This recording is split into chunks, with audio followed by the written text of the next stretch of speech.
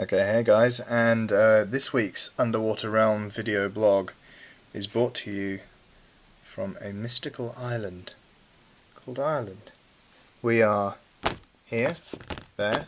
This is Ashford Castle, and this week we are coming to you from a shoot that we are doing, a promotional shoot for a hotel.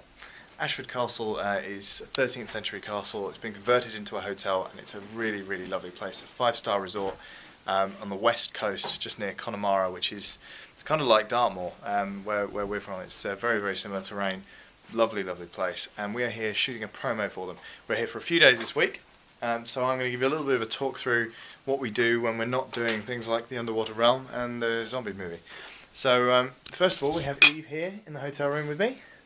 Shaz's room is up there, but this is where all the interesting stuff is happening. So we've flown out with Aer Lingus, and so we've got a 20 kilo flight weight limit per person. So there's 3 of us, that's 60 kilos, and we've managed to get all our clothes and all our film equipment in those bags, in domestic luggage, and we've got it all out here, safe and sound.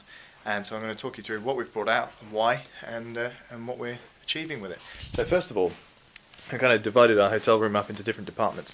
We have techie department, which is all the really, really important stuff like pliers and hair straighteners, darling.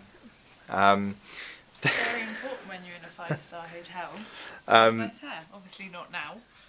We have camera department. So here we have 2 Canon 7D bodies, which is the ideal camera for this job because it's very, very controlled and it's all about slow, beautiful shots. It's not like shooting a seminar where you'd use something a little bit more robust like an EX1. It's all about composition and control. So these are the perfect bodies. We've got a 24-70, which is a wonderful workhorse lens. Sharp as a tack. It's L series, so it's weatherproof, so you can have some great time lapses. We've actually just done a nighttime time lapse of the castle, so it's great, and it's absolutely chucking down out there. But these things drink it up. We've got then second body. This has got a 50mm 1.4, really, really nice fast lens for when you're in a location and lighting isn't ideal.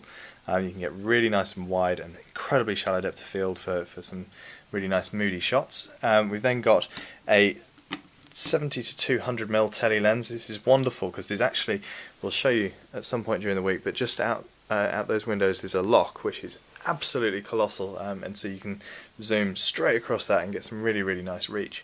And then, just being clean now, is a 15mm fisheye, which is a beautiful little quirky lens. Works out about 24mm on a 7D body, but really, really nice quirky wide lens, gives you great context. So we've got another couple of toys. Battery grip, absolutely essential for doing long time lapses. Takes a couple of batteries. This isn't the official Canon one. This is actually made by a company called Photix, but it does the job. It's got controls on there, but it's really just about getting those extra batteries in. And we've got all our cards here. We then move over to charging station. These 2 are actually fully charged, and the essential bag of Duracell batteries. Then we move into grip department. So we have a fantastic old school Manfrotto 28, which gets you some really nice height. Terrible for actually doing camera moves, but it's really, really useful for getting into awkward angles, much more so than a video tripod. We also brought out a Vinton Pro 10 video tripod, so that's really, really nice and smooth. Possibly a little bit overkill for a 7D, but really, really nice smooth camera. And then a new toy that we're playing with here, we have a Glide Track SD.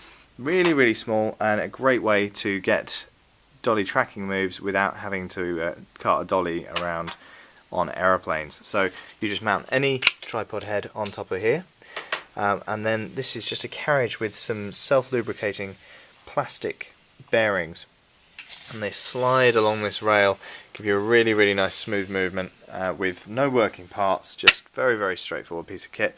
And I'll give you a demonstration actually, because we're shooting on a Flip HD here, and this is just a very straightforward Manfrotto plate.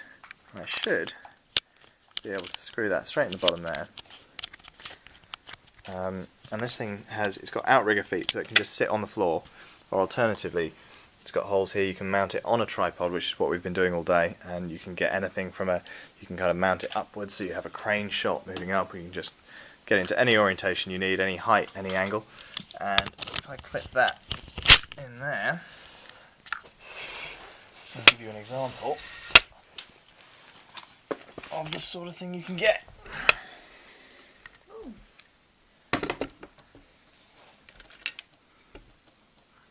So we'll give you a little sliding shot.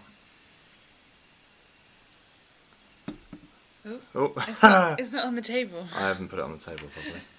But there you go. And a lovely bit of branding there at the end. So yeah, fantastic bit of kit, very, very easy to fly with. That then brings me on to lighting. Obviously when you're taking things on the plane, you've not really got a lot of options. So we're doing a lot of interviews and we've gone for 2 lights. We've gone for a 1000 watt open face halogen. There's 2 elements in there at 500 watts each. Very, very robust, very easy to transport.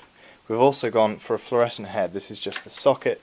We've lost the reflector hood because it takes too much space. So you just mount one of these in. It draws 100 watts at 5600 Kelvin. So it's a very blue daylight, very soft light. We've also got an umbrella here. Brolly again packs down really small, weighs virtually nothing. And this will clip into the front of this head and give us a really, really soft blue. Whereas this is going to give us a really, really hard 3200. So we light all the interviews the same way. Based on wherever the context of the interview is, we're going to tend to have a tungsten hard light from behind. So that's going to be giving you like a hair light, almost like a haloing effect that will hit the interviewee across the side of the face here and just give you a little bit of modelling, exactly as we do with the Underwater Realm vlogs in the studio. And then we will fill that with a bluer light, balance that out with whatever windows we're shooting against from in front, and that will give us really nice contrast, really nice separation of depth. And in conjunction with the depth of field on the 7D, it should create some really, really nice images. So that's lighting. We're then on to sound. Sound, we have a pair of Sennheiser lav radio mics. We've got a blimp with a Rode shotgun mic in it, a pair of cans and cables, all packed in the suitcase, and that's all feeding into one of these, which is a Zoom H4 on a Gorilla Pod, just because it makes it a little bit easier. So that's sound department. We then have data, so we've got a couple of netbooks and a laptop, a couple of portable hard drives, all packed in foam, all came out with us in hand luggage. So all our data is being offloaded there from the Zoom and from the cameras. And last but not least, comms radios being charged up so that we can get in touch wherever we need to. So that's the transformation of our lovely hotel room into a mobile film production unit. So hopefully that's given you a little bit of a window into what we do when we're not making movies about Atlantis or zombies. And we will catch you next week on theunderwaterrealm.com.